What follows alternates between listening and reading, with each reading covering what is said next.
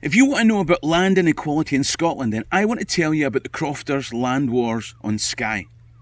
This is the first of a series of 3 videos, and this one deals with the Battle of the Braes that this cairn commemorates. Also, if you're interested in the people, places and events in Scottish history, then you can click on the subscribe button at the bottom right hand side of the screen at any time during this video. Also, don't forget you'll find additional information and ways to support the channel in the description below. In the meantime, let me tell you a story. I'm on the Isle of Skye.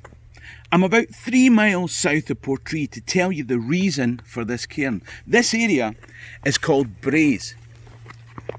And behind me is the sound of Rassie. It's always been beautiful, but it hasn't always been tranquil. This was MacDonald country. Under the clan system, Skye was made up of MacLeods in the north and west with their seat at Dunvegan, and MacDonalds in the south and east with their seat at Armadale. But it's now 1882. More than 100 years since Culloden, the clan system has broken down. You see, it used to be that the land belonged to the people of Clan MacLeod or Clan MacDonald.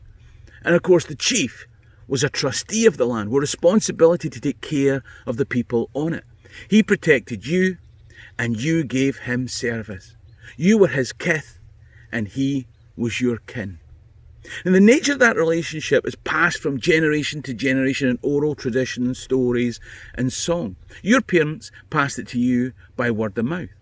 But it turned out his parents passed it to him on a piece of paper. And now you're a tenant. Somehow, whilst you were sleeping, capitalism has replaced clan. Profit replaced patriarchy. And now you've woken up with a jolt.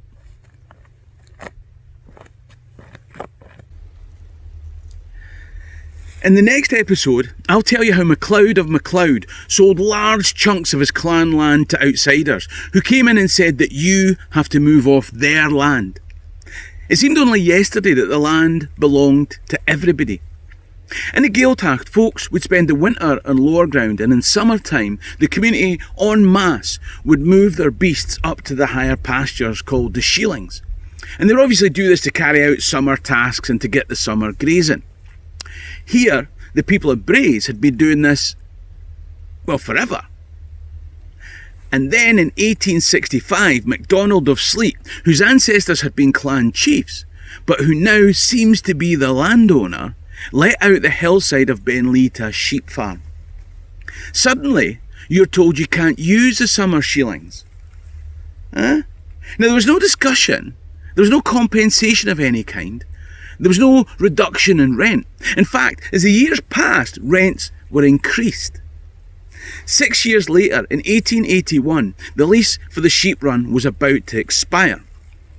The Crofters of Braes justifiably claimed that they had continued to pay the rent and that they should be allowed to move their sheep back onto the Sheelings. MacDonald of Sleat said no.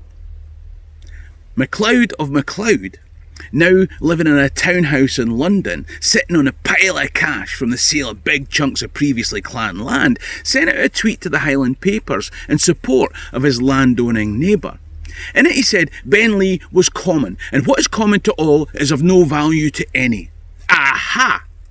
So it is common land, and it's got no value. Don't! Nevertheless, MacLeod rejected all petitions. The people of Braes moved their animals onto the hill that their ancestors had shared anyway, and they started a rent strike. The ante had been upped, and Uncle MacDonald didn't like it.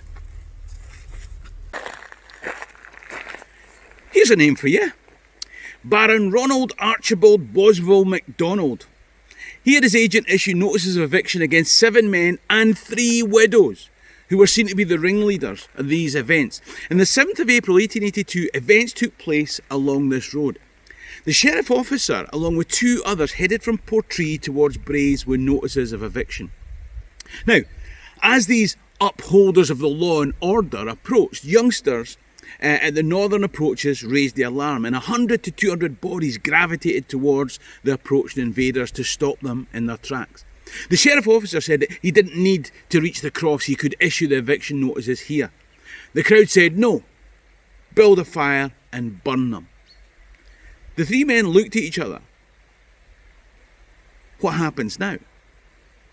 The report in the Aberdeen Daily Free Press said that the interchanges of compliments between the officers of the law and the people were, as might be expected of a fiery character. One way or another, the notices were burned here. And when the sheriff's assistant tried to make a stand, he was showered with something that meant he needed to shower himself. Now you might be thinking, tough shit. Actually, it was runny. This was going to be more difficult than expected. Word got back to the city. The sheriff officer had tried and failed. There weren't enough police in Skye to deal with this. There weren't even enough in Inverness. This called for extreme action. The Glasgow Police. Now, just in case you're not familiar with the Glasgow Police, let me tell you a story that might kind of put things in context. At one point, there was an inter-agency competition held between the Glasgow Police, the Canadian Mounties and the FBI. And it was held in Canada in the winter time. And the competition was that each of them were given the opportunity and as much time as they wanted to find a white rabbit in a wood in the snow. The Canadian Mounties went first. They were pretty confident. It was their area. It was their environment. This wasn't their first rodeo. They go in, they spend half a day, and they come out and they admit failure. And they were pretty disappointed because they were sure that they were in their element. The FBI go in. Now, the FBI have got all sorts of technical equipment, electronics. They've got satellites trying to track this white rabbit. They've got the infrared cameras to find it. They had everything. They spent overnight. They spent the whole of the next day. They came back out and they said, we can't find it. It's impossible to find it. There is no white rabbit in there. The Glasgow Police said, it's our turn. The Glasgow Police go in. Half an hour later, the Glasgow Police come out and they've got a brown bear with its hands up going, okay, admit it, I'm a white rabbit. The Glasgow Police. 12 days later, 40 Glasgow Police, 10 Inverness Police, a handful from Skye, the Portree Sheriff Officer, the Procurator Fiscal from Skye, the Procurator Fiscal from Inverness, the Sheriff from Inverness, the Sheriff Substitute from Skye, and several journalists to record events all arrived in Portree. If cats and dogs get into heaven, then in the day in question they were fallen from there, making for hellish weather, unlike today. As half a century of law officers approached along this road, they passed this point approaching the township and warning signals were sounded. They were brought to a halt further up the road by a group similar to the last one. Not only that, but people were running from every croft around. Some were half-dressed, women with their hair down, a township unprepared for what was coming. Everyone arrived with whatever makeshift weapons they could get their hands on. Pots, pans, sticks, stones. There was a lot of name calling. It took a 20-minute struggle, but eventually the police managed to home in on the 5 targets on their list. Some women called for retribution. Stones started to fly. The police went for their batons. This triggered a full-scale attack. The police grabbed onto the prisoners. The Crofters were throwing stones at the police. The police were hitting the Crofters. The Crofters were hitting the prisoners. It was carnage. It was chaos. It was violent.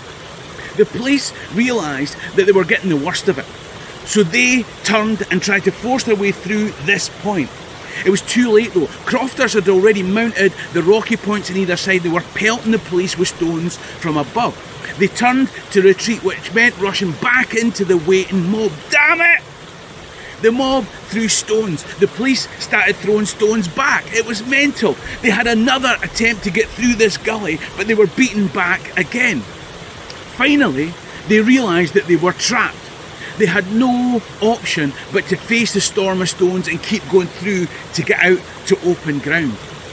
With a gargantuan effort, they managed to get through, battered and bruised, past this point.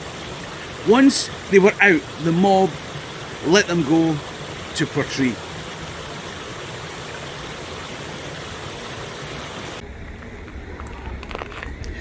When they arrived back in Portree, they were welcomed by a baying crowd. as they led Alexander Finlayson, Malcolm Finlayson, Peter MacDonald, Donald Nicholson and James Nicholson into the prison. Now, whose side are you on? Let me know in the comment section below.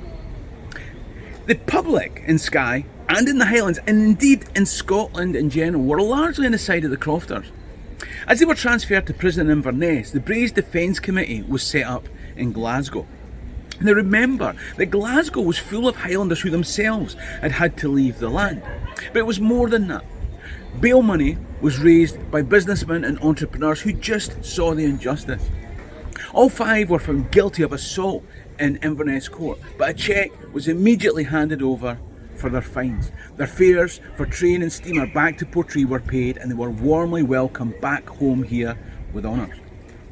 No proceedings were taken against the Crofters who'd attacked the police at the Battle of the Braes.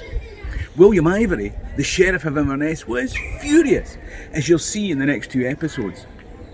MacDonald of Slate, he complained bitterly that the law no longer stood in Skye, but before the end of the year he'd agreed that the Braes Crofters could graze animals on Benlee for an annual fee of £74 and 15 shillings. All he had to do now was collect it. In the ongoing war with the landed, the landless had won a battle, at least for now. If you want to support the channel, then please click on the link in the description below to help me make more videos. I mean, Doc is going to be a lamb allied. Cheery and Drast.